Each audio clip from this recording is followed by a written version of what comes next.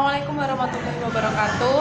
Perkenalkan, saya Nijla Syifia Malulia, mahasiswi YAIN Ponorogo, Fakultas Ekonomi Bisnis Islam, Program Studi Ekonomi Syariah semester 4. Nah, di sini untuk memenuhi tugas akhir mata kuliah kewirausahaan kami akan buat sebuah video yang berjudul Berwirausaha ala Milenial di Tengah Pandemi. Sebelum itu, kita harus ketahui dulu apa itu kewirausahaan. Kewirausahaan adalah suatu proses dalam melakukan atau menciptakan sesuatu yang baru dengan cara kreatif dan penuh inovasi yang memberikan manfaat bagi orang lain dan bertambah nilai. Dalam berwirausaha ada juga istilah bisnis plan. Bisnis plan adalah pedoman yang menjabarkan bisnis dari awal terbentuk hingga tahap evaluasi. Nah, adapun manfaat-manfaat dari bisnis plan, yang pertama, pengumpulan dana. Yang kedua, bisnis menjadi terarah.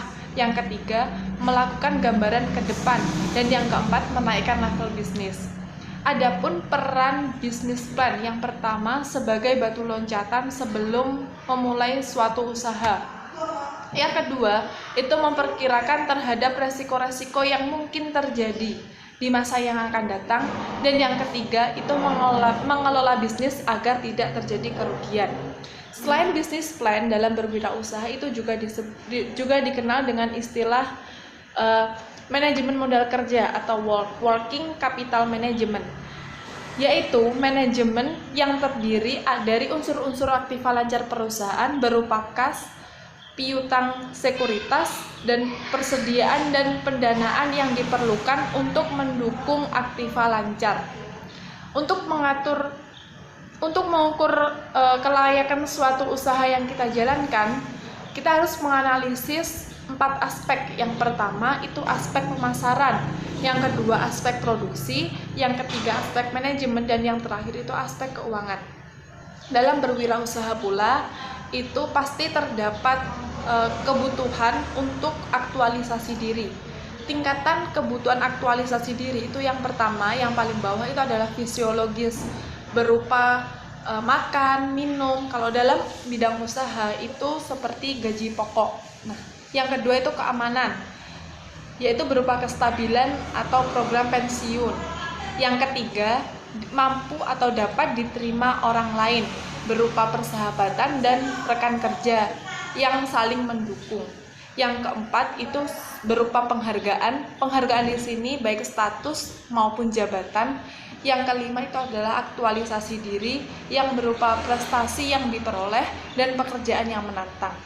Nah, selain materi-materi tersebut, di sini saya juga membuka usaha kecil, di mana usaha ini juga salah satu tugas untuk menempuh mata kuliah di penilaian akhir ini.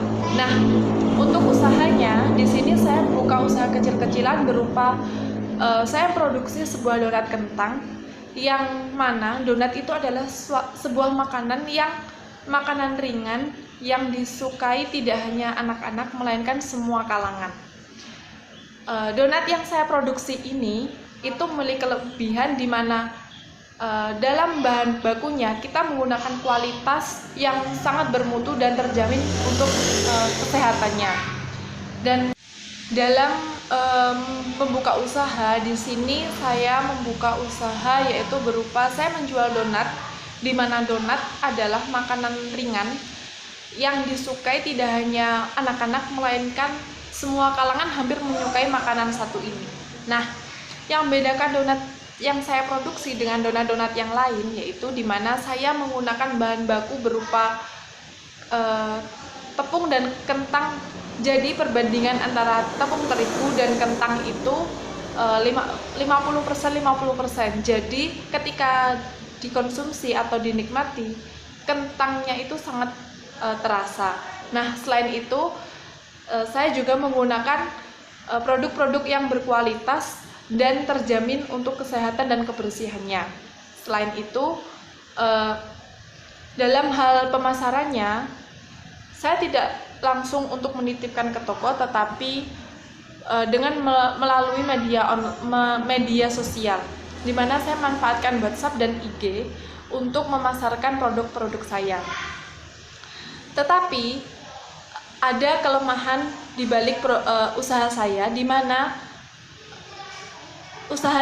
dalam usaha yang saya lakukan ini ada juga kekurangan-kekurangannya, di mana waktu untuk mengerjakannya itu sangat terbatas, di mana saya harus tetap menjalankan tugas kuliah dan di mana saya harus melakukan usaha ini. Tetapi di balik itu semua, saya diajari untuk bagaimana caranya memanage waktu yang baik dan bagaimana saya dapat membuka lapangan pekerjaan ketika orang-orang lain membutuhkan. Mungkin di mana orang lain sibuk mencari pekerjaan, saya berusaha untuk membuka lapangan pekerjaannya. Jadi kesimpulannya yaitu di mana kita sebelum melakukan suatu usaha, kita harus mengetahui dulu, kita harus mempunyai rencana yang matang agar hal-hal yang tidak diinginkan itu terjadi. Nah, di mana salah satu caranya itu dengan menggunakan business plan dengan memperhatikan beberapa aspek tadi. Selain itu, kita juga harus mempunyai keyakinan yang benar-benar matang, di mana saya mempunyai keyakinan untuk bisnis saya bisa maju dan bisa berkembang nantinya. Oke, sekian dari saya. Apabila ada kesalahan, saya mohon maaf. Syukran minillah hada. Assalamualaikum warahmatullahi wabarakatuh.